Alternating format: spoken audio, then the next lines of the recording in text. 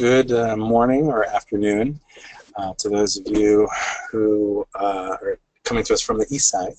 I'm Sean, if we haven't met from yesterday's panel. I'm the marketing director here at TicketForce. And thank you to everyone who is listening or watching online. Special thanks to those who have been with us each day this week. We're going to draw the winner live after our keynote. And we're very excited about getting that GoPro Hero 5 into someone's hands. We'll give a little bit more time, a couple more minutes here for more people to jump on. People are always coming on in the first 5 minutes. I'll start with a recap of the week.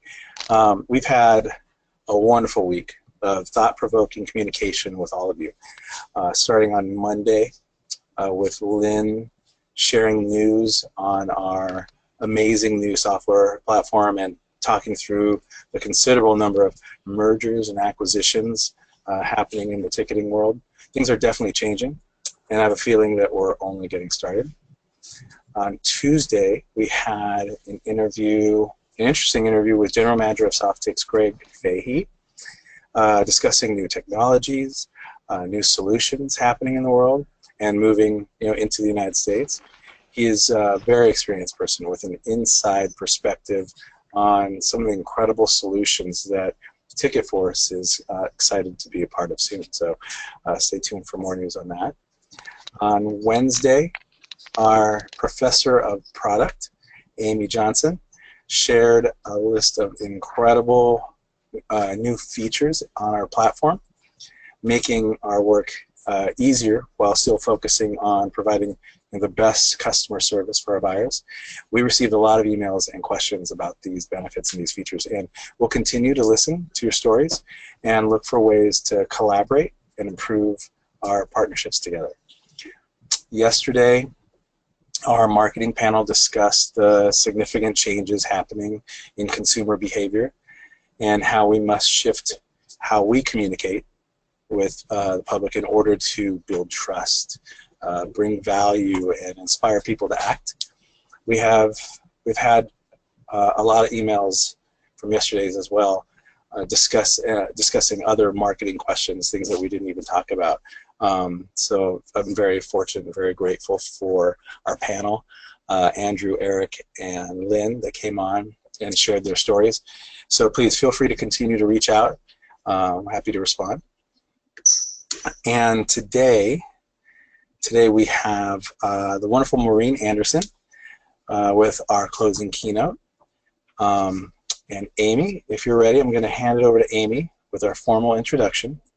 And I'll see you all again at the end with picking of the GoPro winner. Amy? Oh, I'm the winner? Is that what that means? Well, thank you guys for having me today. I'm honestly extremely honored to being the one that was chosen to introduce Maureen today.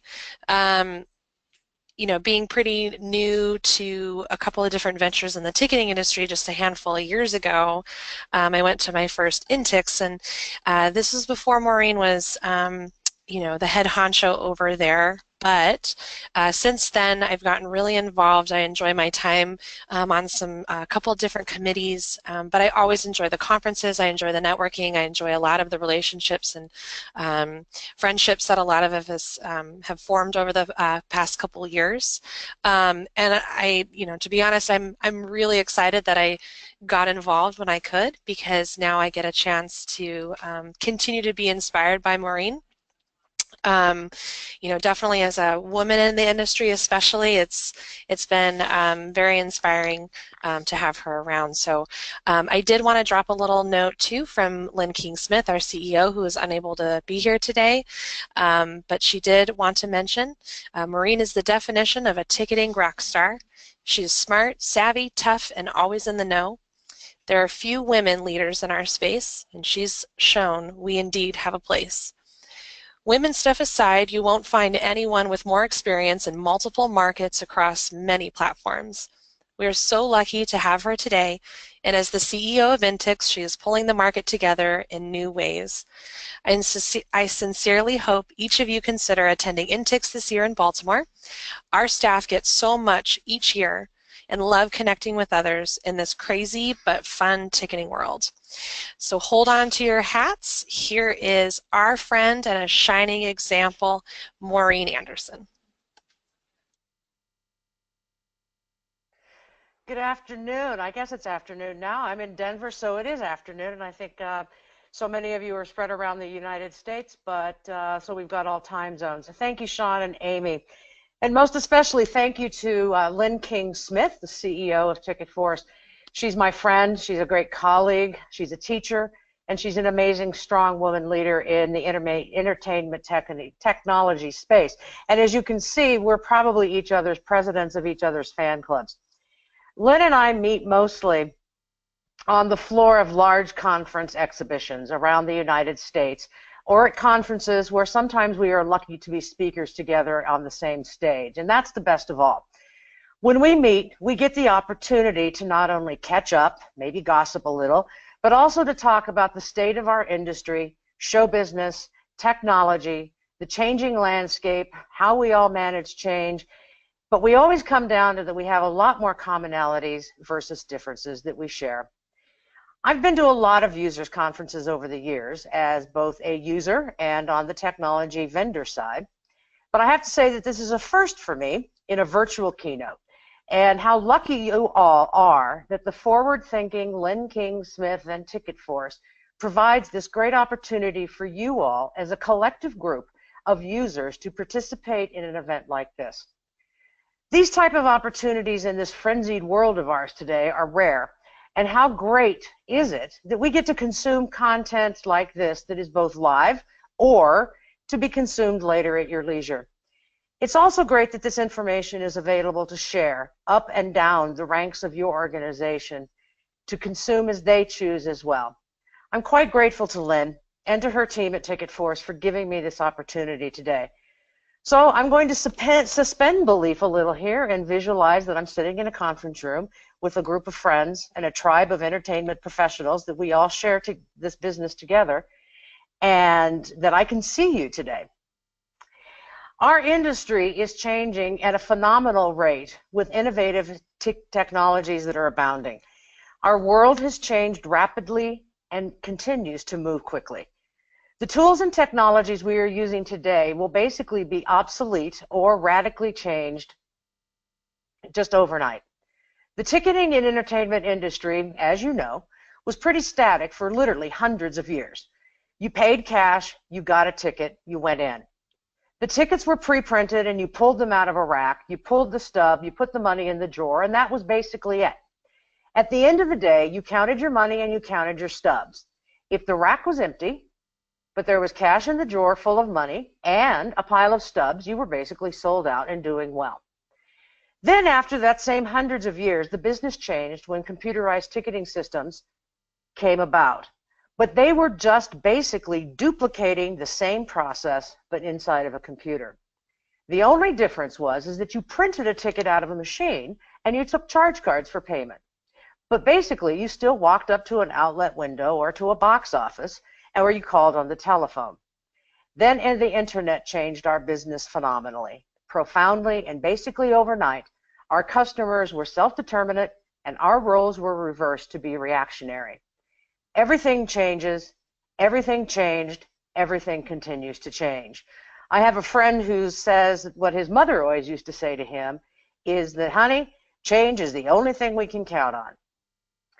Once the online ticketing sales process was introduced, the dominoes started to fall. Single tickets became the easy way to buy. Then we went to packages or bundles of tickets online. We introduced discounts online. Revenue or yield management schemes were brought into the picture. Barcodes and printed home tickets were in vogue. Scanners at the door. And who remembers when your stage managers used to lament at you as you handed them this machine when they no longer had a drop count to count? Online transfers and online exchanges are becoming ever more popular. I can see the old school box office folks shuddering at the thought of that now. The emergence and acceptance of the secondary market became partners.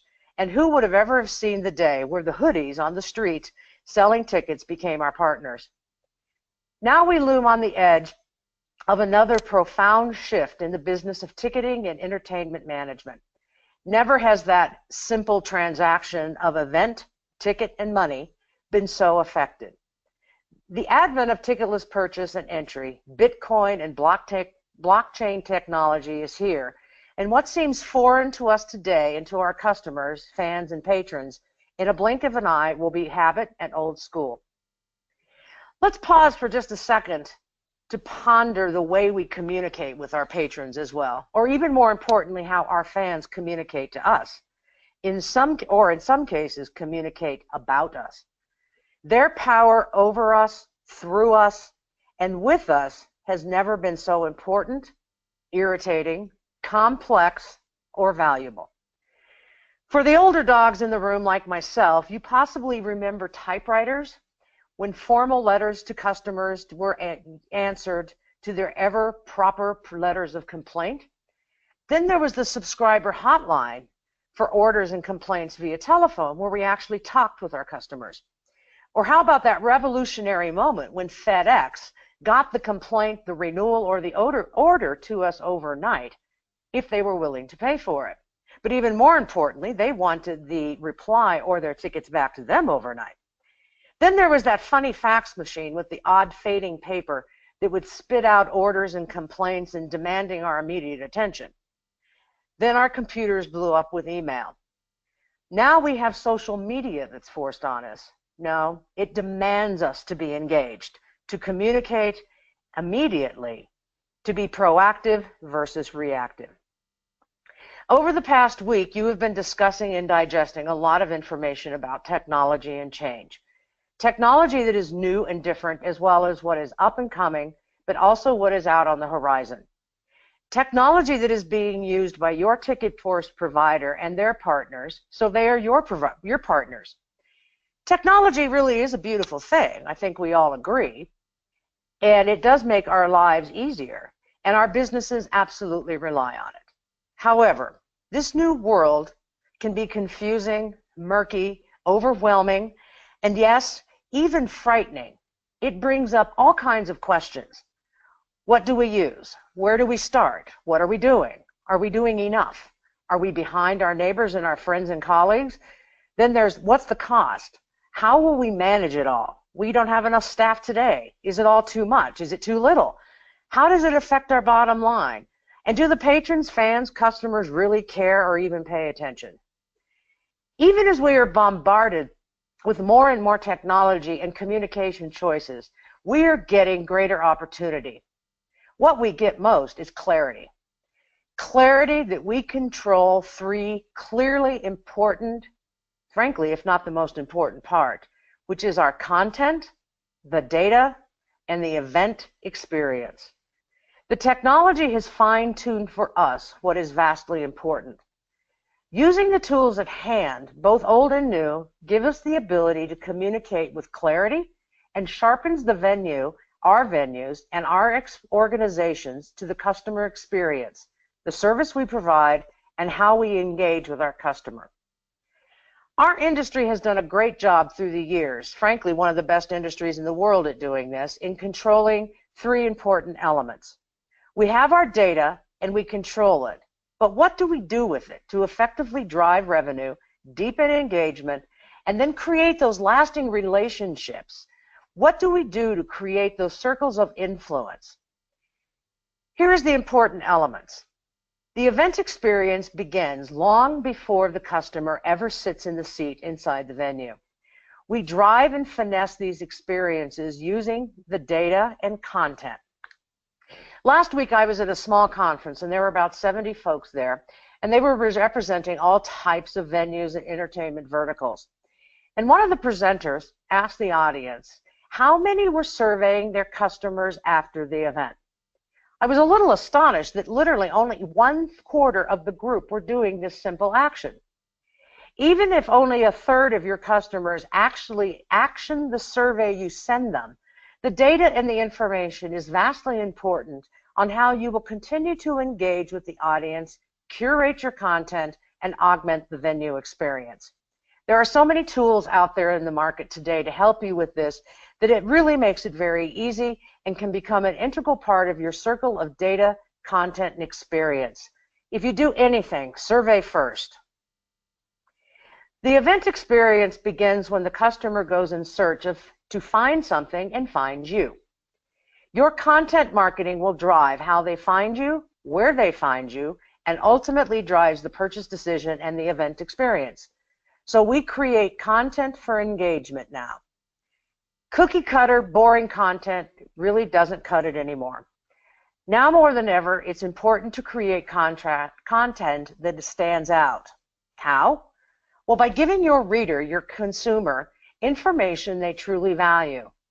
Unfortunately, that does mean putting time, effort, and research into your content.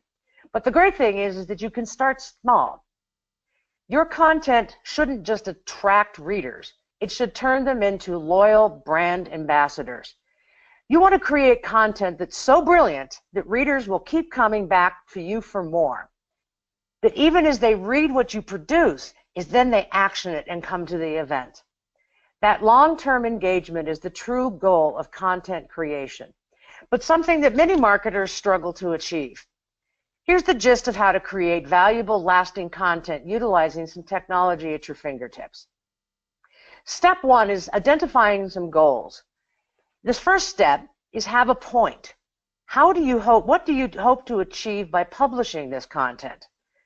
Look for some goals that would include to inform, introduce new or novel information, introduce a new product, service, promote your brand, entice a call to action, and in our case, that is almost always buy something or engage with you, respond to recent industry news, organization news, or your building venue news, and offer opinions. It's okay to have a voice. In fact, the entire point is to tell your story in your voice. Whether you hope to achieve one or all of these goals with your content, be as specific as possible. So for example, if you hope to solve a problem, determine what that problem is and how you'll solve it. Again, be as specific as possible to boost your content's value. Step two, identify your audience. Knowing who your audience is equally as important as knowing the goal. If you don't know your audience, how can you successfully create content that they will value? Identify exactly and specifically who your audience is before attempting content creation. Be specific. Mine your data. Survey your audience. Identify their interests, demographics, social economic status, and problems and challenges they commonly face. Knowing your audience is imperative to creating content that sticks. If you're not answering the questions your specific audience is asking, you won't reach them, and you'll probably attract an irrelevant audience that actually won't help your business. Create a topic. Step three. Once you've identified your goals and your audience, define your topic. Ask yourself some important questions to measure the topic's value. Is the topic relevant to the customer's needs or interests? Is it fresh? Is it current? Does it teach the customer something new? Is it engaging? Does it solve a problem? Is it thought-provoking? Does it help build your brand identity? Does it encourage action? The more specialized and specific your content, the better it will perform. Basically, that's a really cold, hard truth. Niche content will continue to trend in 2018 and become even more important. Step four, start building the content. And you can start small. You don't have to boil the ocean here. You can start with one piece. Depending on your goals, there can be myriads of ways that you begin creating your content. For example, if you wanted to promote your brand, engage in influence marketing. Collaborate with other brands and influences in your community, your organization, on your board of directors, or your industry. It doesn't just strengthen your reputation, it keeps your marketing fresh. It also gives that world of empathy. If someone sees someone that they know and that their message and voice resonates with them, they'll come back. Your brand will stick. If you want to solve a specific problem, the internet has an answer for virtually every question or problem. It's the most competitive space for businesses that want to give the best of the best. So give specific answers to common questions in your world, in your culture, in your venue, to position yourself as the go-to resource. One way to find out what your audience is searching for is to check out forum websites. Some of the other tools show you questions and content ideas related to keywords. They also let you select country that you want to target, or area, city, or region, making it easier to create valuable content. For example, type in the word dishwasher and choose the United States as the country. You'll be greeted with a ton of questions, over 150 to be specific. All the questions that real people ask about dishwashers. There are some of the obvious ones. Which dishwasher is best? And some of the golden nuggets is why dishwasher isn't draining water, or are dishwasher pods better than liquids? These all make great ideas for content pieces designed to solve specific problems. So try Googling the question, parking near my venue in the United States, and see what comes back. You can also do reviews. Reviews showcase what customers like and don't like about certain products and services. Check out reviews to find common problems, then address these pain points in your content. One of the best resources that you have at your fingertips that you're already paying for and is unrecognized value immediately are your employees. Specifically, those who deal with customers on a regular, continual basis, like your sales team, your customer service reps, your front of house, your ushers, your bartenders. They can tell you the type of calls and inquiries and comments that they receive on a regular basis. You can also record your customer calls, and that gives you some great idea for content. Answer the problems that your customers are giving to your employees. And then the most important, of course, is your customers. There's arguably no better resource than your customers. Ask them directly on social media what they always wanted to know more about, then address it in some content. What kind of content should you create? Well, content is a kind of a loose term that means many, many things to many people. It could include infographics, blog posts, contests, text messages, videos.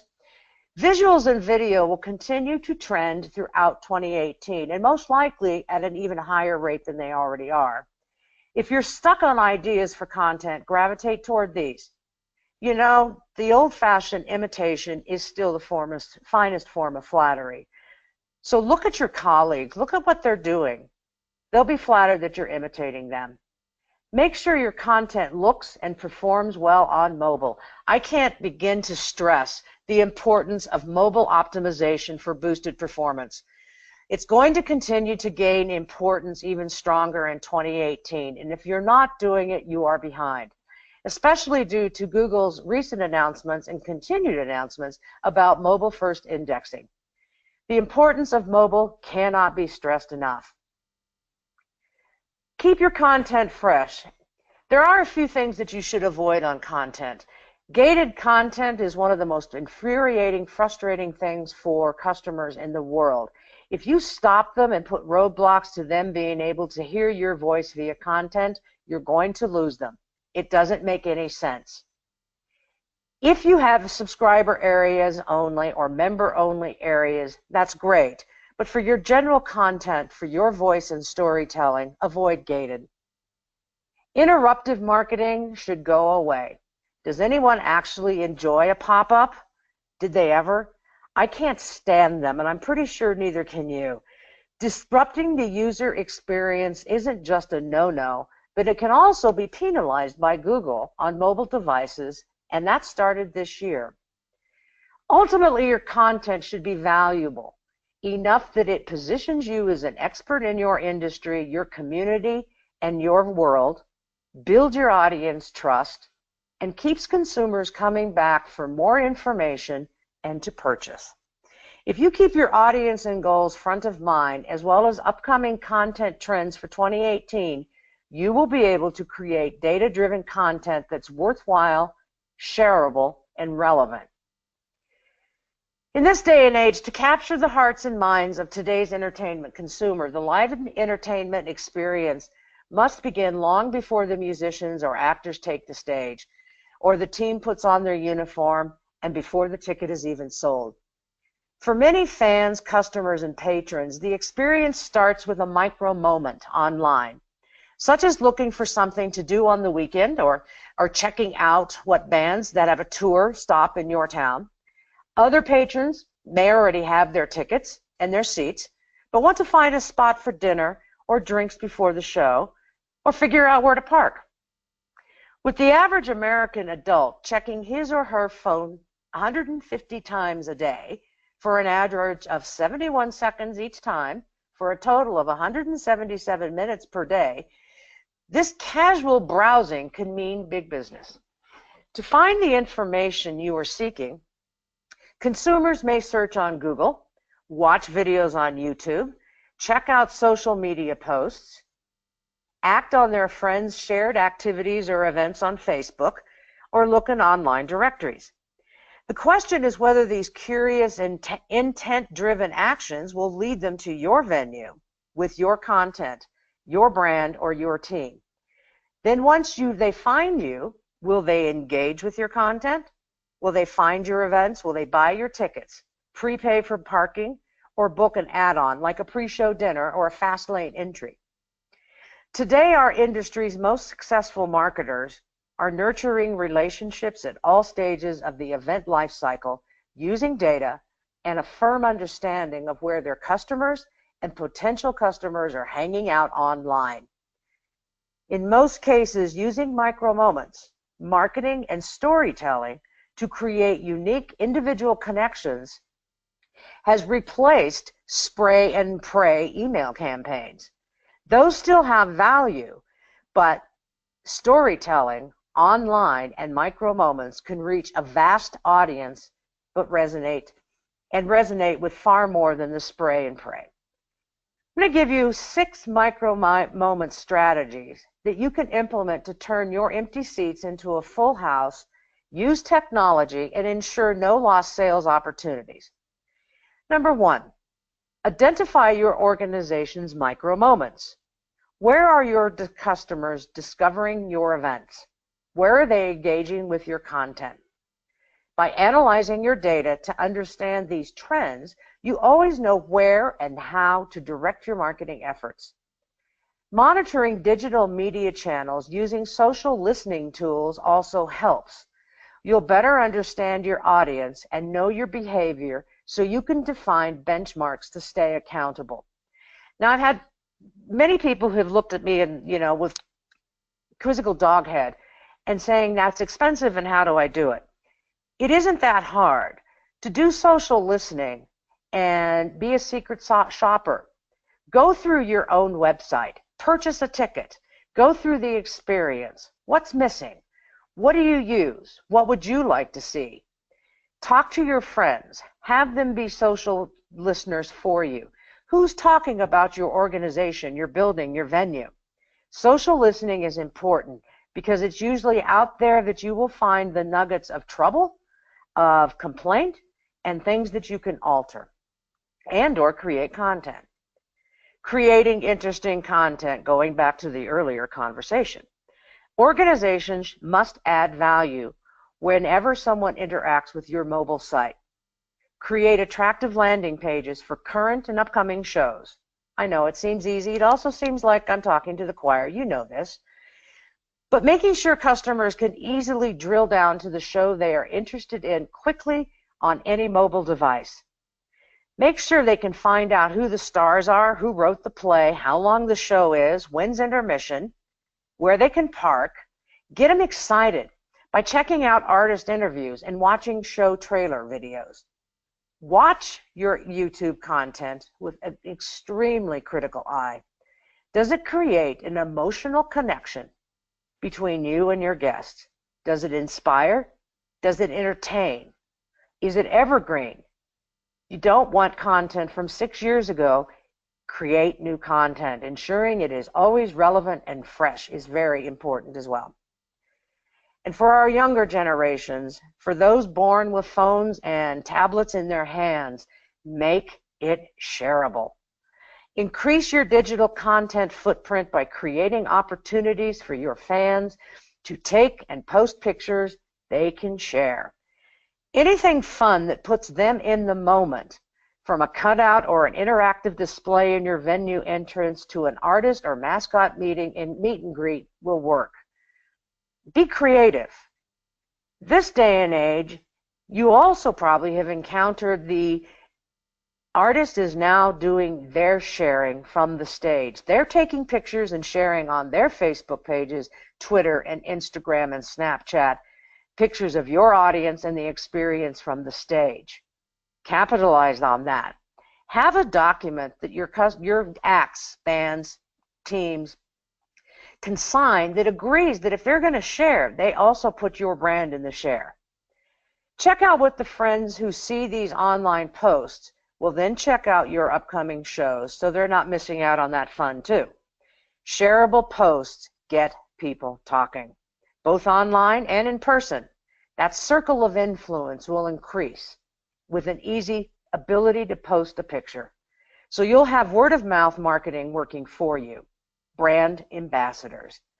There's also the chance that you'll get that great shareable post that'll go viral. Be in the right place at the right time. A holistic cross-channel approach that includes landing pages, social media, YouTube content, search engine optimization, remarketing ads, Facebook dynamic ads are all tools that help ensure that customers will find you, always find you when they take their phone to look up something to do. By doing this, you are answering questions before they are asked and making it easier for patrons to click through and do the ultimate action of buying a ticket. Number 5, remove the roadblocks. When your consumers engage with your content on a mobile device, is it easy for them to complete the transaction? If the site forces them to a desktop when they want to make a purchase, you could lose the sale. Ditto if too many clicks are required. Try it for yourself as an undercover customer. How was the experience? If it was less than optimal, there's your chance to fix it. Also, look at whether customers can connect with your organization in real time. These days, many fans expect a timely response to their tweets and comments on Facebook and Instagram. Have people on your staff listening. Have them paying attention and answering what comes through. There's nothing more frustrating than sending a comment through or a question or a concern and not getting a reply for until the next month. And number 6, test and measure. Micro-moment and micro-moment marketing gets better with time. So committing to being consistent is key. If something you tried today didn't return the results you were hoping for, that's fine. You get to learn from it, figure out what you can improve, and try something again. Test your posts. The internet is also a very forgiving thing. Is it something that you put up? If it didn't work, if it was inappropriate, you can take it immediately down. People forget in 140 characters what's happening to them in a minute. Consider setting up a search engine optimization or remarketing campaign that directs fans to a few different landing pages to see what strategy works. Without these fundamental micro-moment strategies in place, I believe that we all are risk missing today's opportunities and new opportunities and future growth potential. This is ever increasingly important as live entertainment continues to battle with the events from the couch problem. When you can buy it from your couch and stay home and capture the discretionary dollar versus going out and parking, that is not a good thing for any of us. So I urge you, go boldly into micro moments and set the stage for those ongoing consumer relationships and circles of influence. It's kind of like that awesome encore that just never ends, right? That standing ovation. The point of all this isn't to scare you or overwhelm you with even more choices and more work. Actually, the key is to do something differently and to do it within the context of your organization infrastructure, your budgets, and your realities. After all, it is your voice and your brand. You don't have to do it all, but choose. Pick a few things that works in your venue's culture. Some organization will find that Instagram is where their audiences are, and that works best for you. Others may choose Facebook, they may choose Twitter, and some may choose to use multiple. There's really no right or wrong, but it is paramount to establish your content space that increases sales, sales actions, engagement, and return to your venue. You know, a last word on how this all affects the event experience. If you do all of this content work and you have this vast advance and post-communication process and you're mining your data with your customers, but you have a lackluster venue experience, then that circle of trust is broken. If your customer can't park, they can't find the bathroom, if they have a broken seat, they can't get a drink, they aren't greeted, surly bartenders, basically, if the in-person service value is unattended to, then the pre and post experience has been tainted. The best part of all of this is that one-to-one moment where the customer and the venue come face to face. This is the top to bottom and bottom to top service experience mantra, policy, and should be key to every organization. And ultimately, it is the one piece that you have absolute, complete control over. It's also the most fun, is that engagement on a one-to-one level with other human beings. And even as technology swirls about our heads, and we may on the surface be even more distant from each other, is that we are lucky in this industry, is that we get to come together on a one-to-one basis and share a collective moment and look each other in the eye and say thank you and welcome. And what better thing is that? I represent the International Ticketing Association, and we are a tribe, this great group of entertainment professionals around the world that represent all types of market segments, including venues and performing arts centers, colleges, sports groups, large buildings, small and medium-sized, technology providers, and industry leaders. Every year we produce a conference and exhibition where we will provide over 50 workshops on thought leadership, technology, revenue, generation, marketing, and of course the event experience. We are grateful to TicketForce, who is one of our strongest partners, and we are grateful for their support. Lynn and Brad and her team have given me this great opportunity today and also allowed me to do a shameless plug. I would like to invite you to all to consider INTIX as your go-to for the answers and the discussions of the industry today. We will gather in Baltimore January 23rd through the 25th, and we have a great program planned for this year. Just a couple things I want to call out that are really important. Our opening keynote is a topic that I'm very sad that we actually have to talk about these days, but it will be securing our sporting and entertainment venues, and it'll be produced by Melanie Perlman, the Executive Director of the Counterterrorism Education Learning Lab, or CEL. She will offer solutions for organizations and venues to provide a first-rate guest experience while helping to enhance the safety and security of all sizes, shapes, and organizational budgets. This isn't just for the big guys, this is for everyone up and down the industry. We will also have a keynote provided by Michael Lorenk, who is the head of industry for ticketing, sports, and live events for Google. Mike's topic will take the future and where we're at today about emerging trends in digital marketing and, of course, m-commerce and advanced technologies for event discovery and fan engagement. So it's a big old circle from what you've been talking about all this week and with me today. I have sent a brochure over to the TicketForce team, and you probably see that on the screen, which we're happy to share with you all. We hope you will consider joining us for this week of education and technology.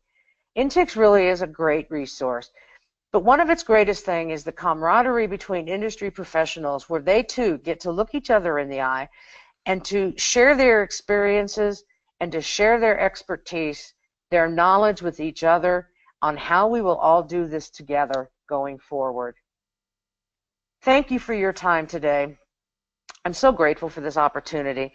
And as I leave you, I urge you, please, be thoughtful, tie your activities to your mission, to your brand, pick the tools and strategies that are right for your organization and that will support your brand. We don't all have to do it all the same way, and we don't have to all use the same tools or use a lot of them, but use technology to mine your data, create the experience, and get those customers to come back. My thanks to all of you, and I wish you all a very lovely, happy, and safe Thanksgiving. Thank you. Thanks, Maureen. I really appreciate your time. We're excited and looking forward to Baltimore in January. As we talked earlier, I'm looking to try some crab and enjoy meeting my peers from around the United States and sharing not just successful stories, but also mistakes we made and learning from each other. So we're looking very forward to that. Thank you again. Thanks, Sean. Well, as we said before, very grateful for everybody who's been listening and watching online.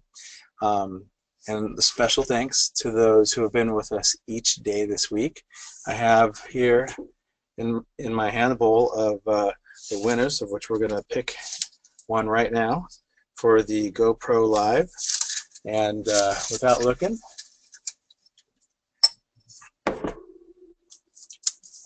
the winner is Kathleen Petrio Blair.